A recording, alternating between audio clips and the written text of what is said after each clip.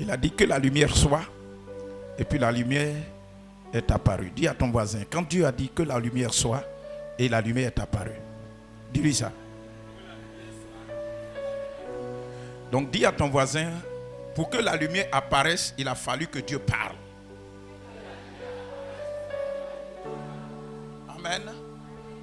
Et dis-lui, dans Proverbe 28, il est dit que la vie et la mort sont au pouvoir de ta langue. Dis-lui ça. Bon, il faut laisser. Dis à ton voisin, la vie et la mort sont au pouvoir de ta langue. Dis-lui ça. Répète ça encore. Alléluia. Alléluia. Alléluia. Aujourd'hui, je veux que nous ne soyons pas des hommes naturels. Amen.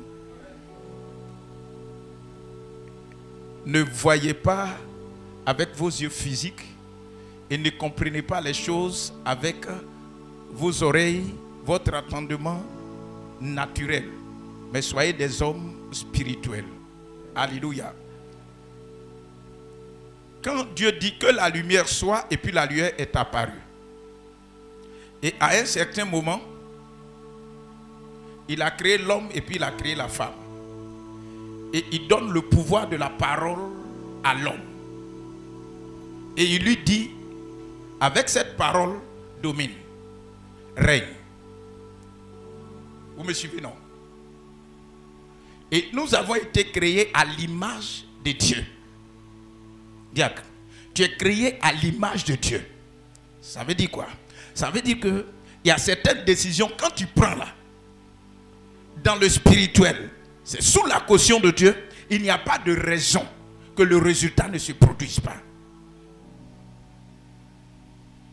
C'est parce que nous ne sommes pas suffisamment conscients de l'autorité que nous avons, que souvent on voit quelque chose et puis on dit je ne peux pas. Dis à ton voisin, ne dis plus jamais je ne peux pas.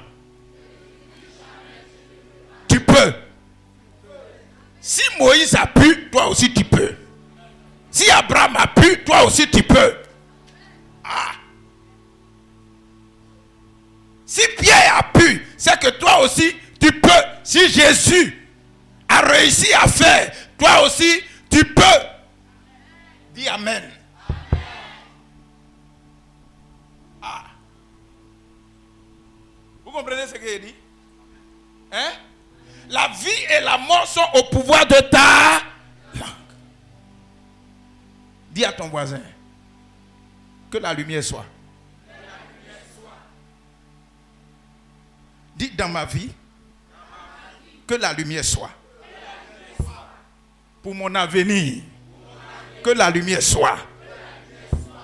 Est-ce que tu es sûr que la lumière va apparaître? Est-ce que tu es sûr que la lumière va apparaître? Si tu es sûr, c'est que toi et moi, on peut se comprendre ce soir. Avant qu'il y ait manifestation physique dans le spirituel, il faut que l'homme chrétien que nous sommes, nous comprenons comment notre Dieu opère. Si nous n'avons pas connaissance de comment Dieu opère, on va rester dans le désert. Mais si nous comprenons comment Dieu opère, face à Goliath, on ne compte pas sur nous-mêmes, on ne compte pas sur notre expérience, on ne compte pas sur nos forces, mais on compte sur l'Éternel. Si nous savons qui est Dieu pour nous, face à la mer rouge, on ne tremble pas, mais on sait que nous avons un bâton, nous avons la parole de Dieu, nous avons Jésus avec nous, nous avons le Saint-Esprit. Donc face à la mer rouge, on ne tremble pas.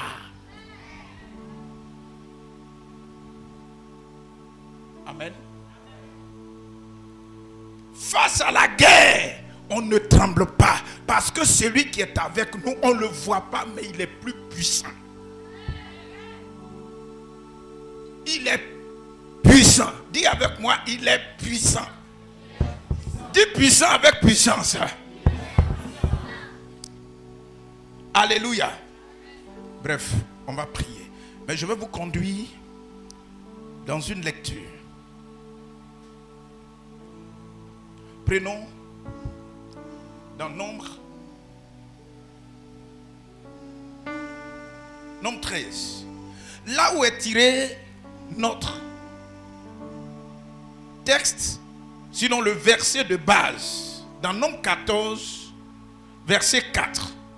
C'est pas ce que nous allons lire tout à l'heure, mais on va commencer un peu plus haut pour que vous puissiez comprendre le thème qui arrivera à Canaan. Qui arrivera à Canaan. Et au départ, je vous ai dit, tu peux sortir de l'Égypte, mais ce n'est pas évident que tu arrives à Canaan. Mais ma prière, c'est que toi, tu arrives à Canaan. Ma prière, c'est que tu arrives à Canaan. Non seulement toi, mais toi et ta famille, il faut que vous arriviez à Canaan. Toi et ta descendance, il faut que vous arriviez à Canaan. Si toi tu arrives à Canaan, là où coule le lait et le miel, et que de là tes enfants sortent, c'est sûr que eux aussi, ils vont bénéficier du miel, ils vont bénéficier du lait, ils ne vont pas souffrir, eux ils ne vont pas traverser la mer, puis ils ne vont pas traverser le désert, parce qu'ils naîtront à Canaan, ils naîtront là où il y a le lait, là où il y a le miel. Il suffit qu'eux-mêmes ils décident, et puis le lait coule, puis le miel coule. Mais ceux qui doivent traverser le désert, c'est toi et moi. Il ne faudrait pas que nous périssons dans le désert. Il faut qu'on arrive à Canaan pour que le jour où nous ne serions pas là, que nos enfants soient des hommes dont leurs pieds, quand ça tape la terre, et puis la grâce de Dieu les accompagne. Refusons de rester dans le désert.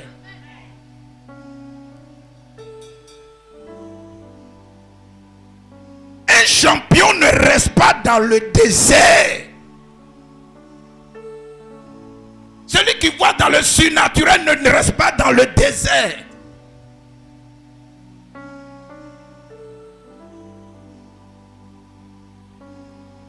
Qui vous a dit que ceux que vous voyez sont plus intelligents que vous?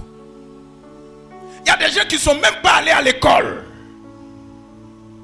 Mais leur alliance avec Dieu qui se passe ici, leur façon de réfléchir, vous les voyez, et puis ils commencent à régner, ils commencent à dominer. Souvent même ils vous emploient. Vous devenez petit devant eux.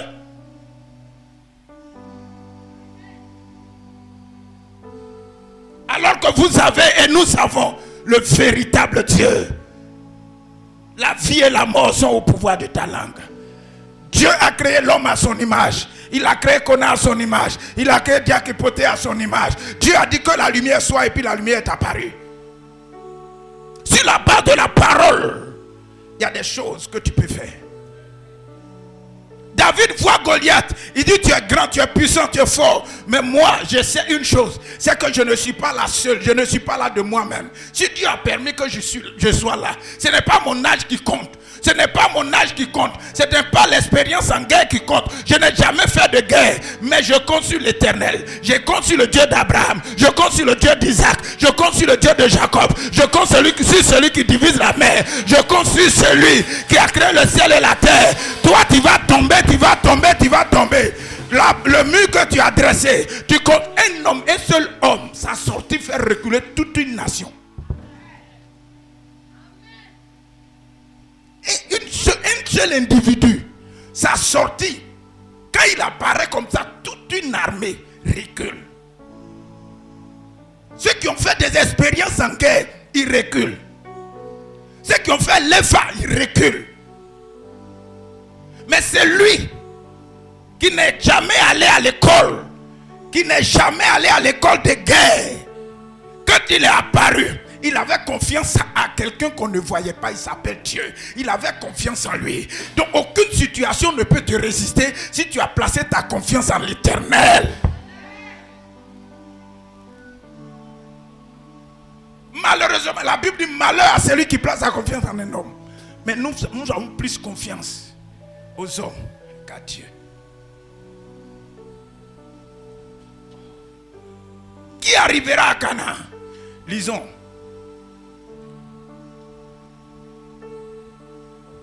Nombre 13, le verset 1, 2, et puis tu viens au verset 17, tu finis.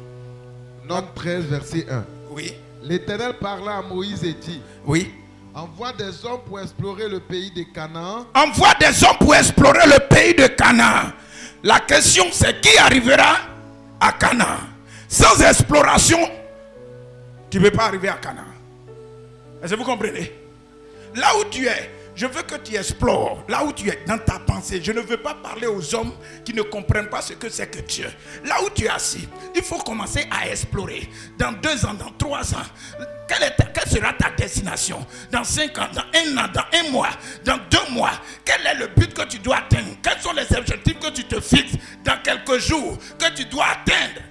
Qui doit être pour toi comme un Canaan ou bien une sortie de l'Égypte pour affronter d'autres réalités de la vie. Ce que vous les voyez, ils ont affronté, ils ont payé le prix pour être là où ils sont. Arrêtez de dormir et arrêtons de dormir. Arrêtons de murmurer. Les murmures vont nous faire rester dans le désert. Kanga, folie. Quand on veut dire folie, ça c'est embaoulé. Envoie des hommes pour explorer le pays de Canaan que je donne aux enfants d'Israël. Tu enverras un homme de chacune des tribus de leur père. Il y a combien de tribus en Israël? 12. Il y a 12 tribus en Israël. Dieu là, la façon on le voit là, Dieu est juste.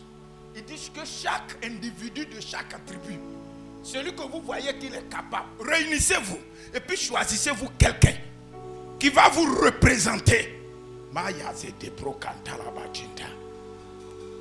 Qui va vous représenter parce qu'au stade où on est quitté en Égypte.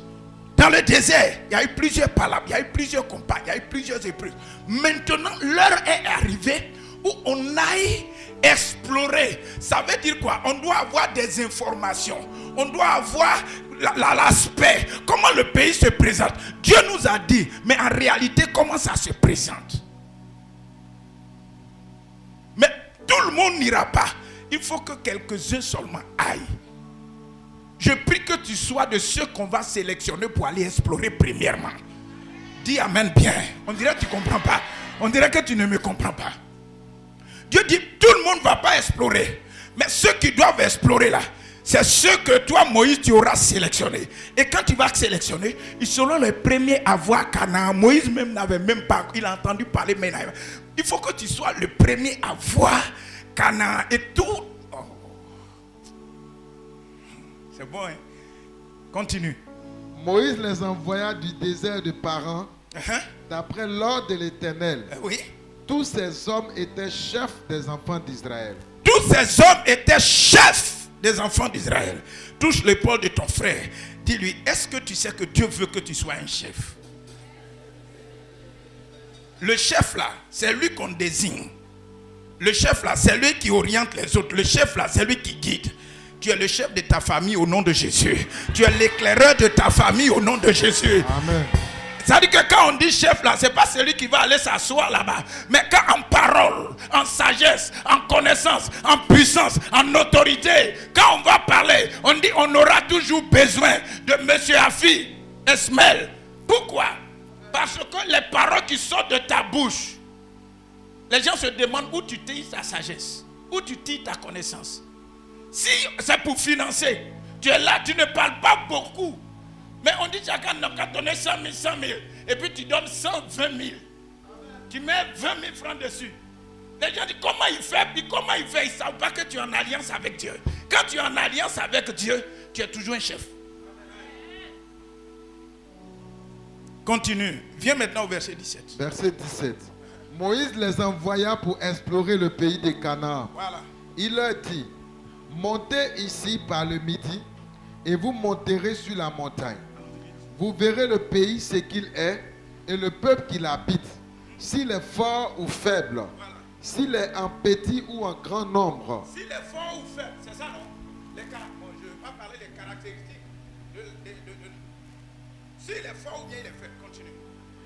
C'est qu'est le pays où il habite, s'il est bon ou mauvais. Voilà. Ce que sont les villes où il habite, si elles sont ouvertes ou fortifiées. C'est qu'est le terrain, s'il est gras ou maigre, s'il y a des arbres ou s'il n'y en a point. Ayez bon courage. Ayez bon courage. À quel moment on dit à quelqu'un comme là, et bon courage? À quel moment? Quand il y a quelque chose de dangereux devant toi, quand il y a quelque chose qui peut t'intimider devant toi, on dit mon frère, prends courage. Tu t'en vas à l'examen de BPC. Prends courage. Les épreuves là, il faut les affronter. Tu vas aux examens de baccalauréat. Prends courage. Tu t'en vas chercher le visa. Prends courage. Tu t'en vas sur un terrain pour la mission. Prends courage. Ça ne sera pas facile, mais Dieu est avec toi. Continue. Ayez bon courage et prenez des fruits du pays. Dieu a dit là-bas, c'est lait et le miel. Mais ici, en envoyant les gens, il dit, ce que j'attends, c'est pas lait, c'est pas miel. Mais ce que j'attends, c'est quoi? Des fruits. Avant de sortir de l'Égypte, la promesse était quoi? Il y a le lait et le miel. Mais maintenant, après l'exploration, pendant l'exploration, on se rend compte que, en plus du lait et du miel, Dieu demande qu'on apporte des fruits comme on fait papa. Il faut travailler.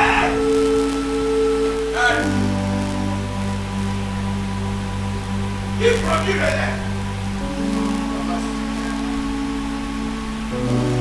Il produit le miel. Il produit le fruit. Ce sont là, ce sont les arbres. Mais qui sème là, qui entretient là, qui cultive là. Soyez simplement, vous n'êtes pas content depuis le lait. Le lait vient. C'est quand tu as 0 jours, un jour, jusqu'à un an. À partir de ce temps-là, on ne te donne plus le miel, on ne te donne plus le lait plutôt. On ne te donne plus le lait, on ne te donne plus. À un certain moment, on te donne bon, on te donne pas gamba.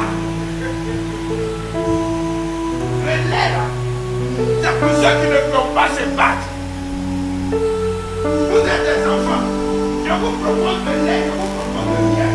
Ça c'est les animaux qui produisent, ce sont les abeilles qui produisent. Mais en réalité, vous me suivez non? C'était le temps des premiers raisins. Ils montèrent et ils exploraient le pays depuis le désert de Sin jusqu'à Rehob sur le chemin de Hamath. Ils montèrent par le midi et ils allaient jusqu'à Hébron où étaient Aïman, Sheshai et Talmaï. Enfants d'Anak, Hébron avait été bâti 7 ans avant Soin en Égypte. Ils arrivaient jusqu'à la vallée d'Eshcol, où ils coupaient une branche de vigne avec une grappe de raisin qu'ils portaient à 2 au moyen d'une perche. Ils prirent aussi des grenades et des figues. On donna à ce lieu le nom de vallée d'Eshcol, à cause de la grappe que les enfants d'Israël y coupaient. Il fut de retour de l'exploration du pays au bout de 40 jours. 40 jours. Quand vous lisez la Bible, vous voyez 40 jours. Je vous pensez aux 40 jours que Moïse a fait sur la montagne pour avoir la loi. Vous comprenez? Pensez un peu aux 40 jours que Jésus a fait sur la montagne. Pensez un peu aux 40 jours de la souffrance du peuple face à Goliath. Pensez un peu aux 43 morts. Et puis vous allez voir que quand vous allez faire le campement, ça va vous aider à comprendre la Bible d'une autre façon. Ça va? Ils sont explorés là. Ils ont fait combien de jours?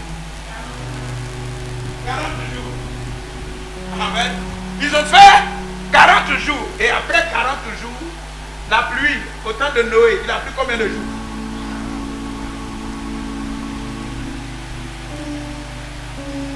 Continuons. À leur arrivée, Le verset 26. verset 26, à leur arrivée, Voyez la mission. Maintenant, ils viennent faire le compte rendu. Amen. Vous qui êtes là, sachez une chose. Quand on vous envoie en mission, On attend de vous un compte rendu. Dans le monde de tous les jours, dans le monde actif, quand quelqu'un vous confie une responsabilité, lui donne une commission, va au plateau, voici. Quand tu arrives là, il faut t'empresser pour faire le compte rendu. Il y a des gens qui vont les pousser jusqu'à... Ils n'ont jamais fait le compte rendu. Ça veut dire quoi? Même à l'église, quand nous rentrons dans l'année comme ça, tous les responsables qui sont établis à la fin de l'année doivent rendre compte. Alors, vous me suivez? Ce qui est normal, quand on t'a confié une mission, après un an, tu dois rendre compte. On n'a même pas besoin de te poser des questions. Ça doit faire partie de ton ADN parce que tu es chrétien. Le compte rendu est essentiel. Quand tu vas au marché, tu reviens. Si ton mari te demande de faire compte rendu, tu ne peux pas mettre un malade. Il ne faut pas mettre un malade. Faire le compte rendu, il est assez cher. C'est pas qu'on essaie de diminuer l'argent des marchés là. S'il n'a pas demandé compte rendu, tu ne peux pas. C'est pas comme ça, c'est un couple de toutes les façons. Tiens, vas-y. De toutes les façons, c'est ça. On a venu trouver. Continue la lecture. Elle est là, Verset 26. À leur arrivée, il se rendit auprès de Moïse et d'Aaron et de toute l'assemblée des enfants d'Israël à Kadès, dans le désert de Paran. Il leur fit un rapport, ainsi qu'à toute l'assemblée, et il leur montrait les fruits du pays. Il leur a montré les fruits. Alléluia. Écoutons bien. Voici ce qu'il racontait à Moïse. Nous sommes allés dans le pays où tu nous as envoyés. À la vérité, dis avec moi la vérité. La vérité. Et même ils disent à la vérité, continuons c'est un pays où coule le lait et le miel. C'est un pays où coule le lait et le miel. Et en voici les fruits. Mais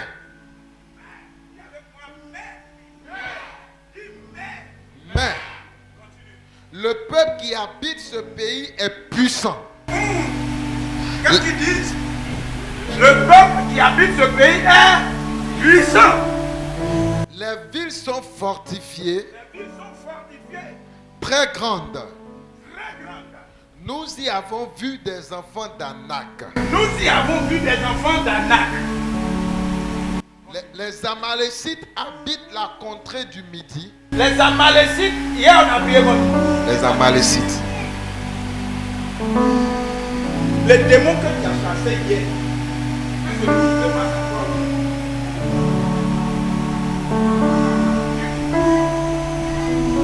acclame le Seigneur. Amen.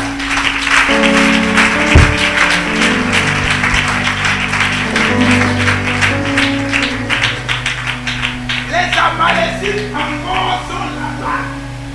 Alors que dans Exode, tu as pris le temps de les bombarder.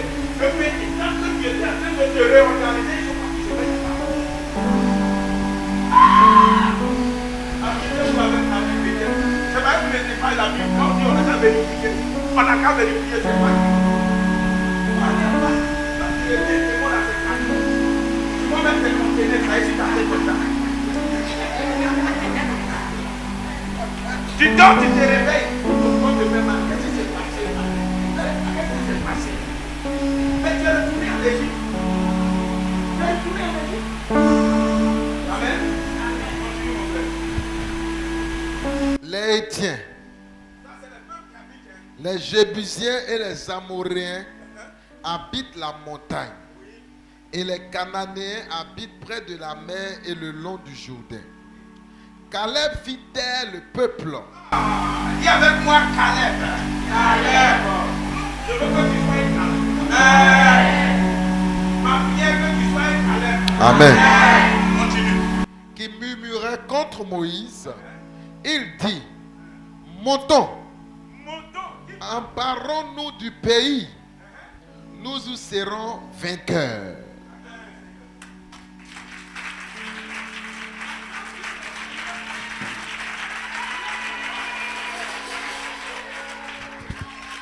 Lève-toi comme un champion et acclame le Seigneur.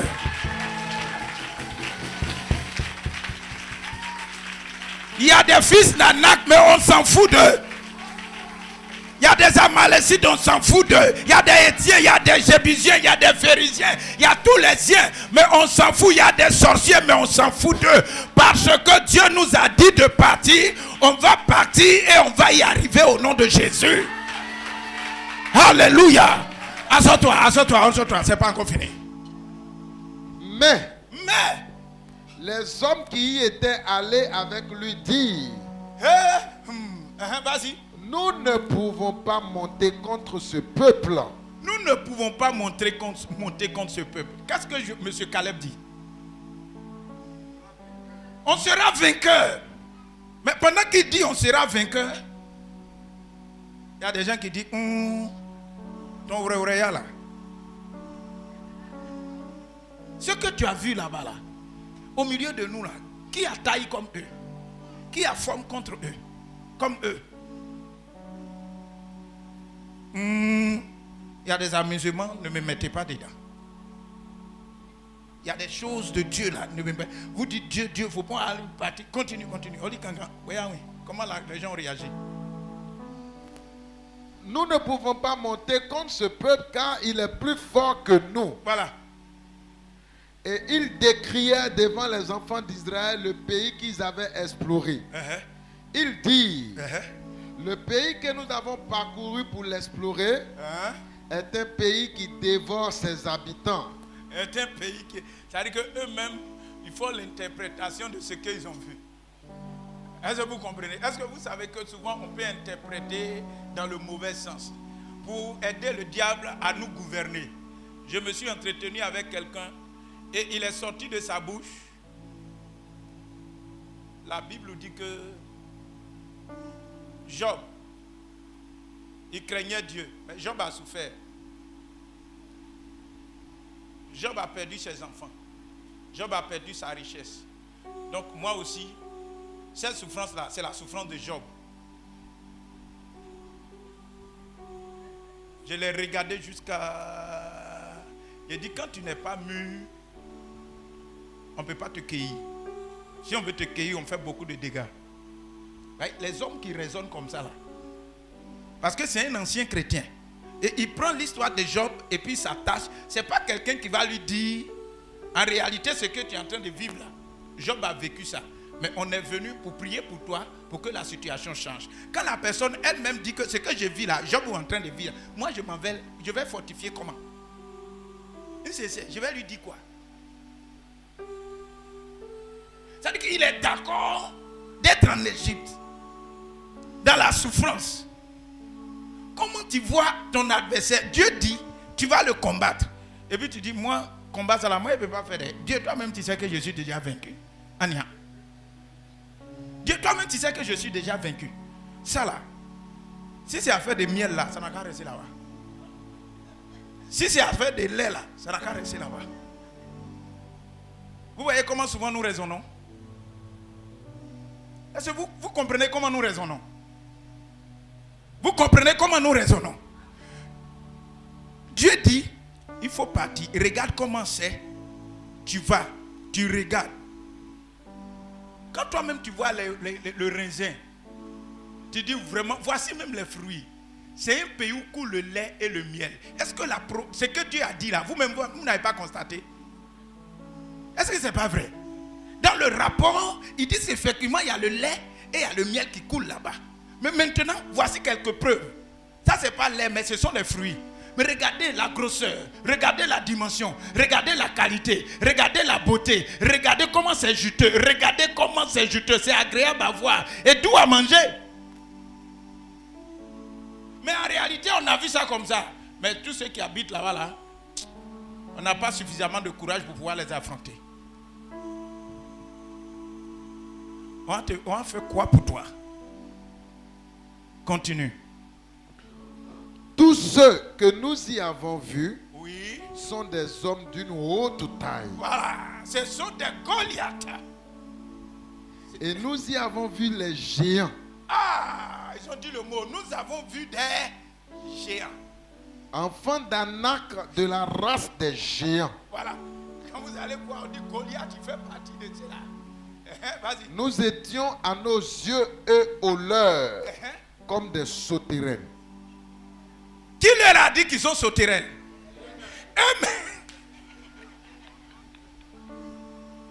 Eux-mêmes, ils disent, c'est vrai, Dieu est avec nous, hein, mais nous, on ressemble à des sauterelles.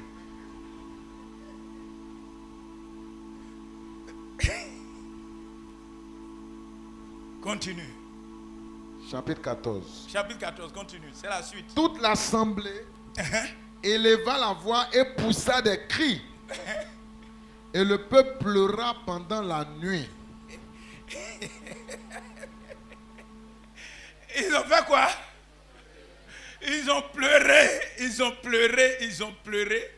Pendant toute une nuit, ils sont en train de pleurer. C'est-à-dire qu'ils n'ont pas dormi. Ils ont traversé, ils sont sortis de l'Égypte. Ils ont traversé la mer Rouge. Ils ont battu les Amalécites. C'est-à-dire qu'ils ont eu soif, Dieu leur a donné à boire. Ils ont eu faim, Dieu leur a donné de la nourriture. Ils avaient besoin de viande, Dieu leur a donné tout ça là. Tout ce que Dieu a pourvu à leurs besoins, il a tout fait. Maintenant, c'est le temps de faire l'exploration. On finit l'exploration. Comme je vous ai dit, pour aller en guerre dans le monde spirituel, il faut faire l'exploration. Voilà pourquoi ceux qui passent souvent par la délivrance, je leur demande, il y a une fiche de cul d'âme. Ton père, comment s'appelle-t-il? Quelle est la signification de son nom? Souvent, ça peut ne pas t'influencer. Mais par contre, d'autres, ça influence. Amen. Continue ma lecture.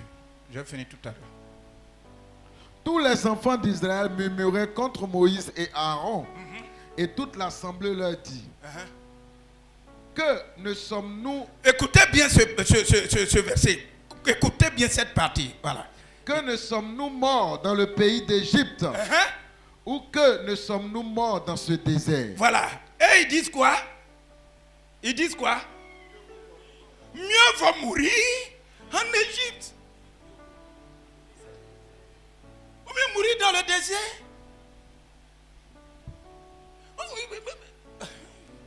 Qui arrivera à Canaan? Qui arrivera à Canaan? Voici des gens, pendant des années, ils ont vu Dieu se glorifier dans leur propre vie. Dieu fait des miracles. Dieu bénit des gens. Mais quand à leur tour, ils sont conscients qu'il y a le lait, il y a le miel, mais ils disent nous sommes des sauterelles. Comme nous sommes des sauterelles, est-ce qu'il ne serait pas Moïse dans ta tête là? Il faut penser un peu aux enfants des gens. Nous on préfère mourir, retourner même en Égypte, c'est mieux. Nous on préfère mourir dans le désert, c'est mieux.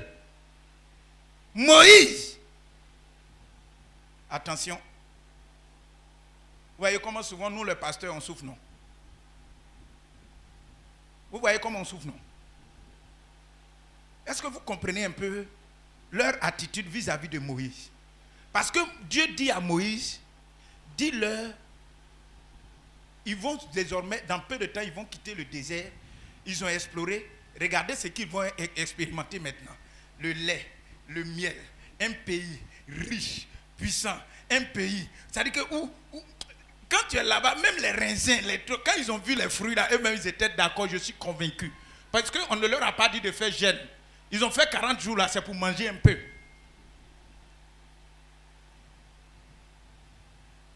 Ils viennent et puis ils font le compte rendu.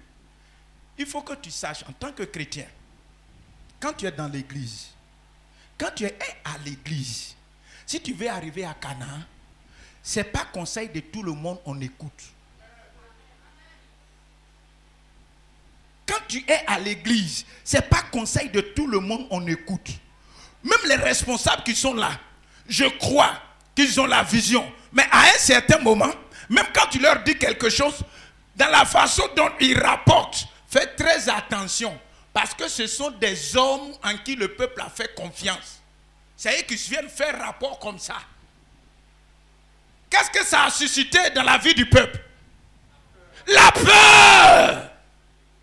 Alors qu'un guerrier ne doit pas avoir peur. En sortant de l'Égypte, on dit ils sont sortis comme une grande armée. Mais sur le rapport de ceux qui sont partis en exploration, ça a cassé leur foi. Il y a des gens qui sont dans l'église, leur mission c'est de casser la foi des gens. Repentez-vous. Je vois à la maison, repentez-vous. C'est que vous ne savez pas, vous ne comprenez pas. L'orientation que vous ne savez pas, repentez-vous.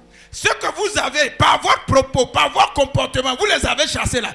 Dites-leur, j'ai mal compris, j'ai mal aperçu, j'ai mal observé, j'ai mal vu, je n'ai pas bien compris. Le temps est encore favorable. Qui arrivera à Canaan? Si tu veux que les données changent, il y a des dispositions. Quand on prêche là, quand on annonce la parole, pas parce qu'on veut le dire, mais Dieu dit, dis pour que quelqu'un soit sauvé. Dis pour que quelqu'un se repente.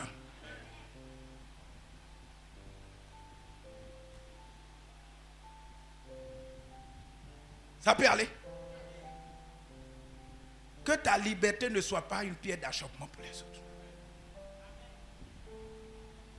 Amen. J'ai dit le nom des responsables, mais toi, tu es dans l'église. Ce que tu sais faire, c'est de dire ce que tu n'as pas vu. C'est de dire ce que tu n'as pas entendu. Il faut arrêter ça. Parce que tes propos découragent. Tes murmures découragent. Tes critiques découragent. Tes paroles découragent. Au lieu d'activer la foi, c'est des paroles qui sont contraires à la vision de Dieu qui sortent de ta bouche. Il faut arrêter ça. Ça peut aller? Qui arrivera? N'oubliez pas ce thème. On veut passer à l'autre bord. Continue. Verset 3. Oui. Pourquoi l'Éternel nous fait-il aller dans ce pays où nous tomberons par l'épée? Voilà. C'est eux-mêmes qui parlent. Est-ce que Dieu leur a dit qu'ils vont tomber par l'épée? Est-ce que Dieu leur a dit ça? Mais eux-mêmes, ils se fabriquent des paroles. Moi-même, je savais où. Je savais que notre mariage, là, ça n'allait pas aboutir. C'est toi qui dis ou bien c'est Dieu qui dit? Hein? Attends. Moi-même, je savais qu'on n'allait pas rester ensemble longtemps. C'est toi qui dis ou bien c'est Dieu qui a dit? Qui a dit ça? Qui a dit? C'est toi-même. Tu as la pensée égyptienne. Tu as l'habitude égyptienne. Pharaonique. Je détruis cet esprit au nom de Jésus de Nazareth. Et je bâtis en toi un esprit de vainqueur, un esprit de héros, un esprit de champion au nom de Jésus-Christ de Nazareth. Continue. Où nos femmes. Non, mais ils pensent à leurs femmes, oui. Et nos petits-enfants. Tout à l'heure, on a prié pour les petits-enfants. Deviendront une proie. Ils vont devenir une proie. Dis jamais au nom de Jésus. Jamais au nom de Jésus. Let's go. Ne vaut-il pas mieux pour nous retourner en Égypte? Ne vaut-il pas mieux pour nous de faire demi-tour et puis retourner en Égypte?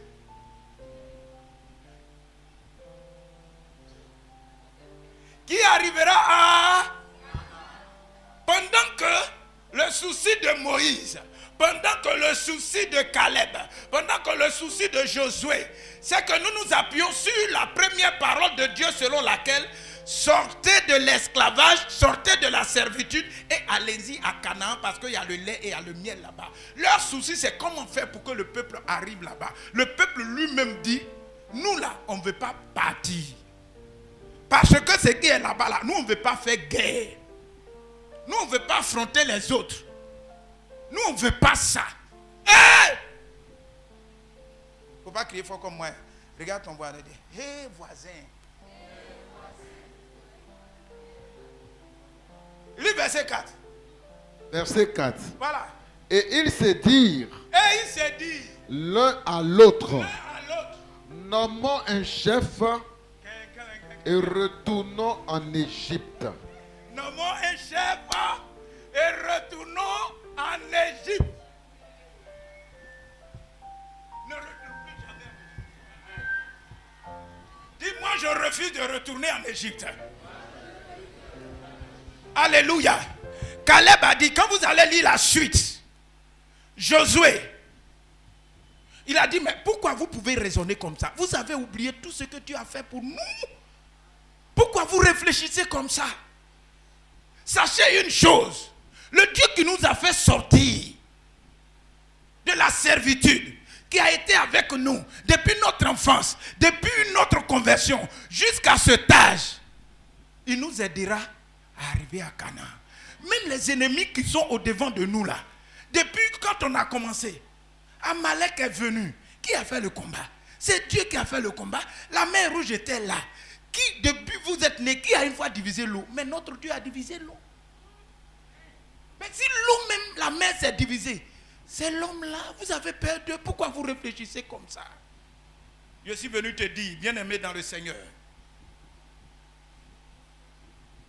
le Dieu que tu sais, il est le Dieu tout-puissant.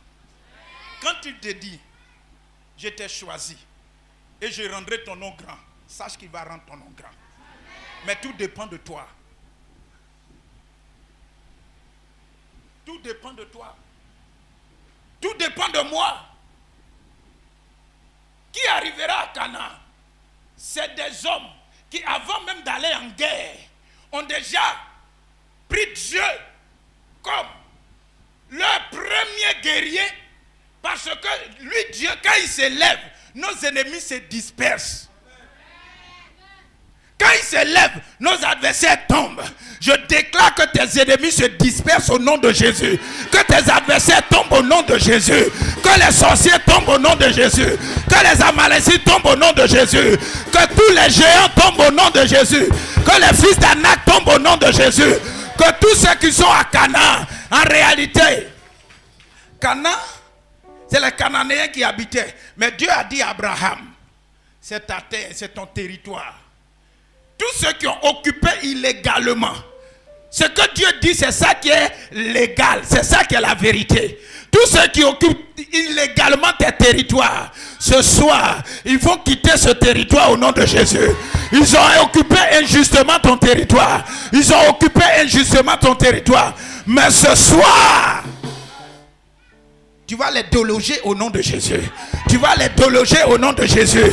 Tu vas les déloger au nom de Jésus. Tiens-toi debout. Dieu t'a prévu la guérison. Dieu t'a prévu le miracle. Dieu t'a prévu l'élévation. Il a prévu, il a prévu, il a prévu. Il a prévu, il a prévu.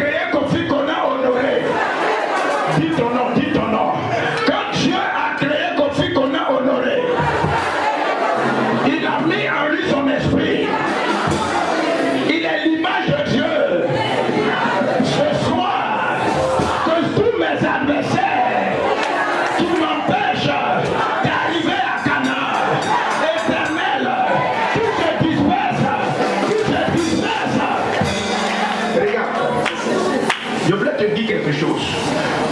Dieu a prononcé la parole et puis la lumière est apparue.